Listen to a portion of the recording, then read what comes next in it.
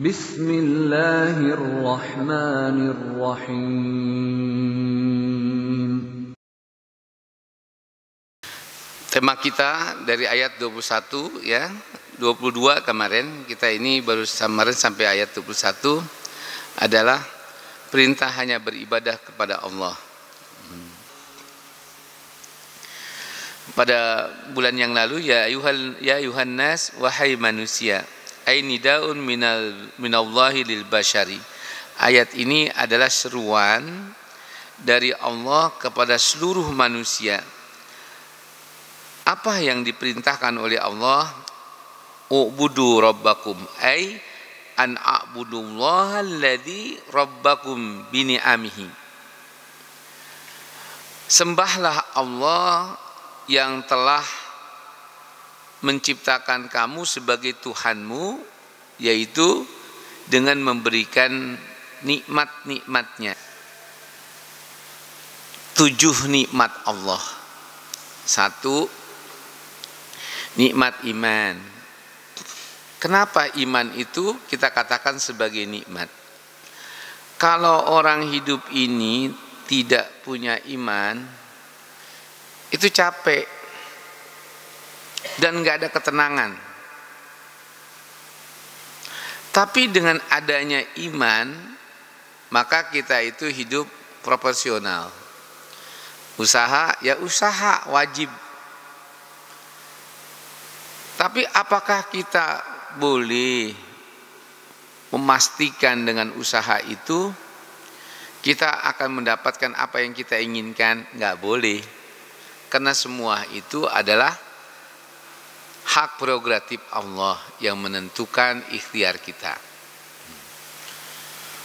Lalu yang menjadi nikmat iman kita itu karena kita punya keyakinan hidup, mati, senang, susah, sukses, gagal, itu kehendak Allah.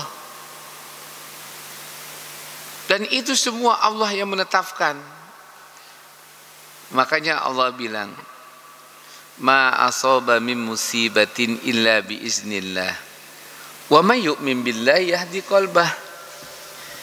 Tidak ada yang menimpa kehidupan anak manusia kecuali yang berlaku adalah ketetapan izin Allah. Ini satu. Maka kalau kita itu hidup tanpa iman, banyak orang bunuh diri, Pak. Makanya kalau ada wacana menghapuskan pendidikan agama, konyol. Jadi tinggal tunggu saja pengumuman negeri ini adalah negeri komunis. Itu aja kita tunggu. Nggak percaya kalau ini negeri sedang menuju ke arah sistem perpolitikan komunis. Coba lihat. Udah banyak contoh-contohnya, tangan besi dilakukan. Partai orang yang lagi berjalan dengan baik dibegal. Loh iya, pesantren orang yang dianggap tidak sejalan dengan dia dirampas. Padahal melibatkan pejabat-pejabat tinggi sebelumnya. Markas Syariah FPI itu emang siapa yang kasih? Dan semua itu beli dengan rakyat dan didukung oleh para pembesar negeri ini sebelumnya. Apakah dengan datang penguasa yang baru boleh merampas begitu aja? Kalau begitu, kalau bukan negara komunis, negara apa ini? Yang kedua, nikmat Islam. Iman dan Islam ini adalah nikmat yang paling besar yang Allah berikan kepada kita. Di mana letak Islam itu sebagai nikmat? Bapak tahu. Makanya kata Imam Syafi'i, tidak sah bayar zakat mal, zakat harta kalau tidak pada lingkungan yang miskin itu. Nggak ada lembaga amil zakat nasional. Bayar zakat di Jakarta dikasih orang di Sulawesi, nggak sah. Jangan sembarangan itu, Pak. Kalau lihat ayat ini, Bapak hidup di Harapan Indah, giliran bayar zakat pulang ke Padang, di Padang nggak sah. Bayar dulu zakat di sini buat orang miskin. Ente buang kotoran dari di sini, ente dapat harta di sini, giliran yang senang orang di Padang nggak boleh. Sini kalau lu mau bagi orang Padang dari hartamu yang murni, bukan dari zakatmu. Bagilah dari hartamu yang kau miliki. Coba bayangkan Pak, Islam mengatur soal ekonomi, mengatur dalam soal masalah bagaimana mensejahterakan orang-orang miskin. Dua. Jadi tadi pertama kita lihat soal kebersihan, yang kedua soal ekonomi. Sekarang masalah penegakan hukum. I'dilu huwa aqrabu littaqwa. Berbuatlah adil. Karena perbuatan yang adil dalam penegakan hukum itu, itulah yang mendekatkan diri kamu untuk menjadi orang yang bertakwa. Yang ketiga, nikmat Allah yang paling besar adalah halawatul iman. Nikmatnya dalam beriman, yaitu ditandai dengan asiknya kita dalam beribadah.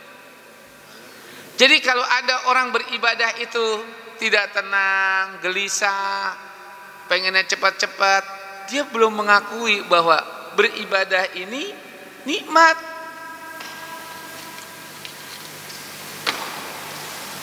Maka dalam hadis katakan, an-nikmatu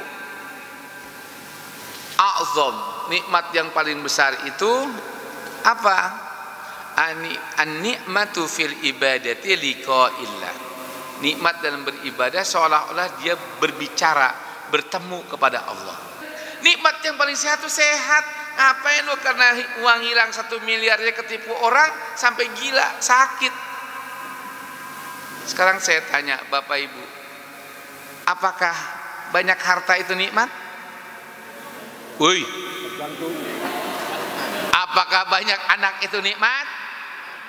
Nggak ada di Al-Quran. Bapak cari itu rizki, harta itu nikmat, nggak ada. Yang ada innama amwalukum wa auladukum fitnah. Sesungguhnya harta-harta kamu dan anak-anak kamu itu cobaan. Sekarang saya tanya, kalau orang hidup dalam pencobaan, nikmat atau sengsara? Taunya nangis. La ta'lamuna syai'a. Kemudian kata Allah, kami berikan pendengaran kepadamu. Wa yaj'alakum sam'a. Ingat, dalam nikmat sehat yang paling berharga itu, apakah tangan yang kuat? Apakah kaki yang kuat? Bukan. Nikmat sehat yang paling berharga itu adalah pendengaran. Ingat itu Pak.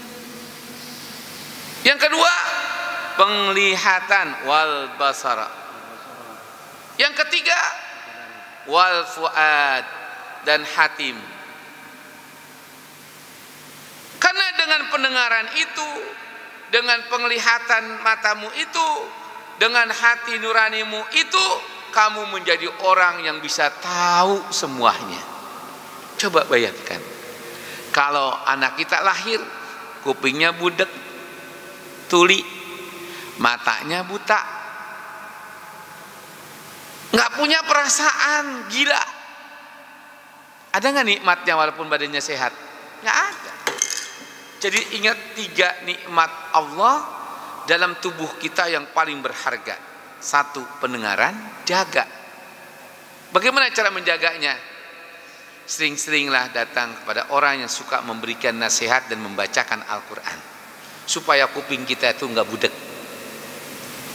Kadang ada orang yang urusan maksiat, urusan materi, urusan jabatan, dengar betul. Tapi urusan masalah kebaikan agama susah nyentuhnya. Kenapa? Sebelum dia mendengarkan kita ngomong udah marah. Nah, orang seperti ini suruh datang dia sering-sering mendengarkan Al-Quran, sering-sering datang mendengarkan ulama menasehati.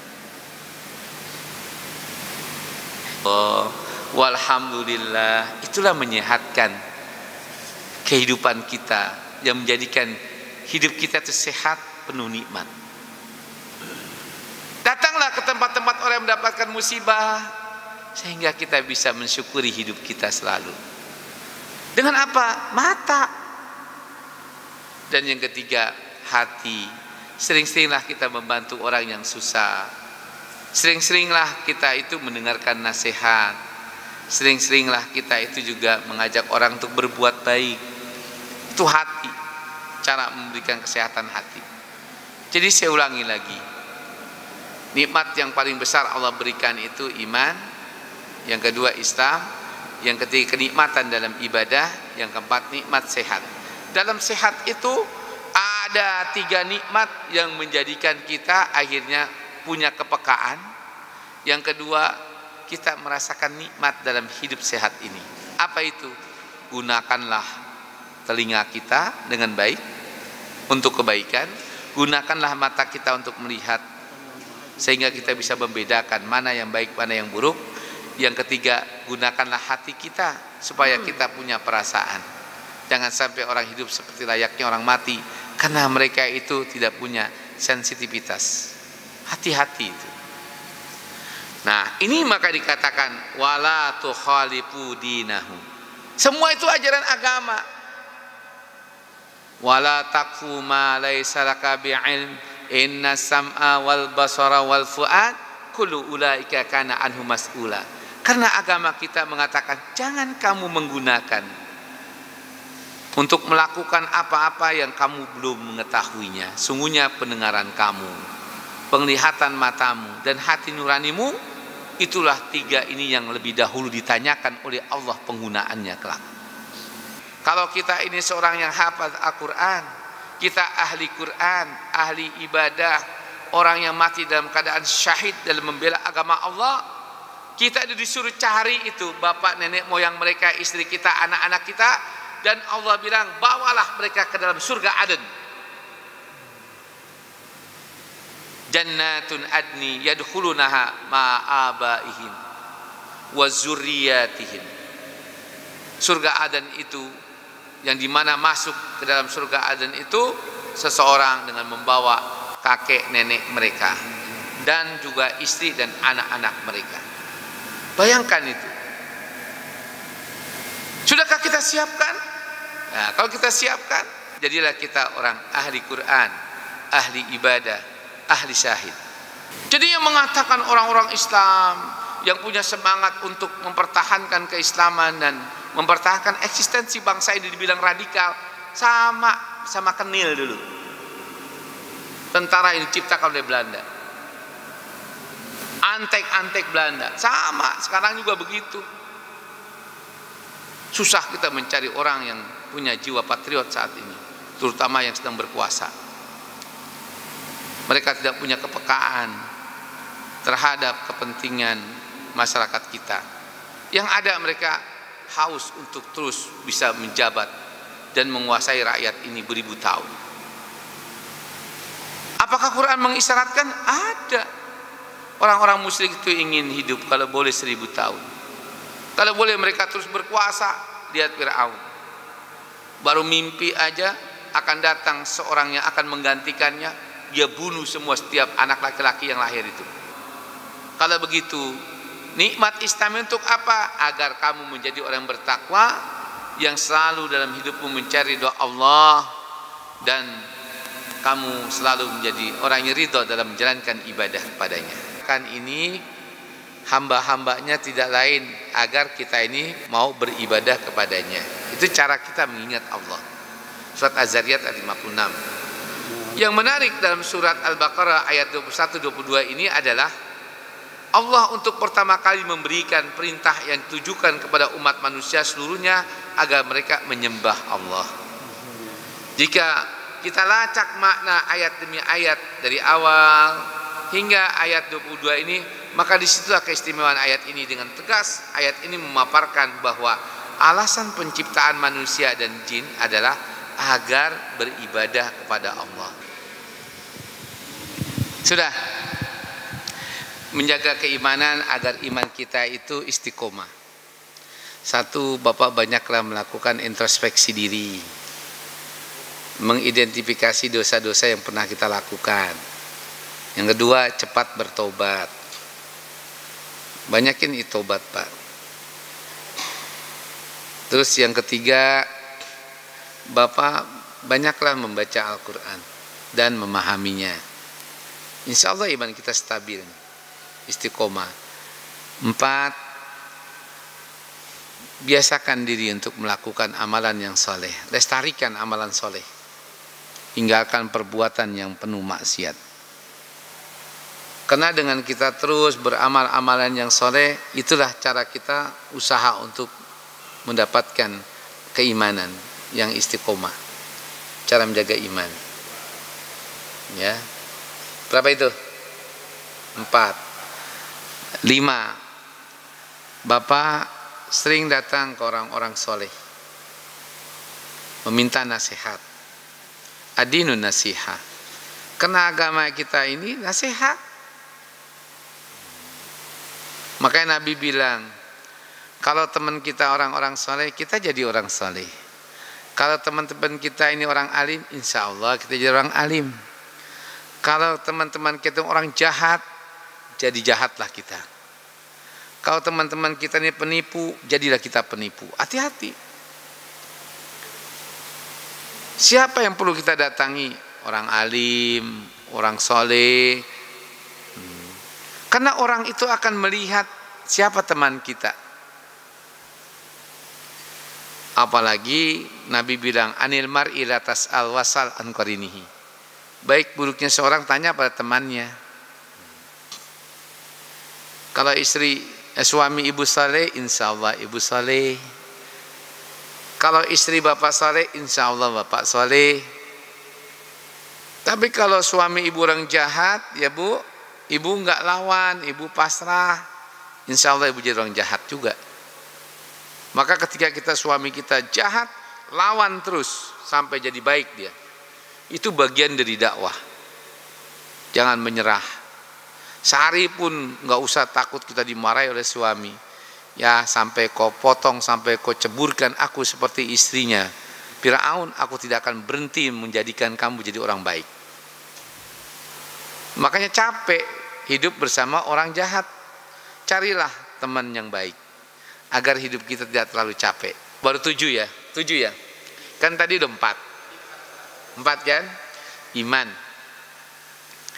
Islam, asiknya dalam ibadah atau inda liqa'illah, sehat, ya Pak. Nah, 3 nikmat itu yang paling besar dalam kehidupan kita. Apa ya tadi? Telinga, mata, hati. Selesai Pak, 7.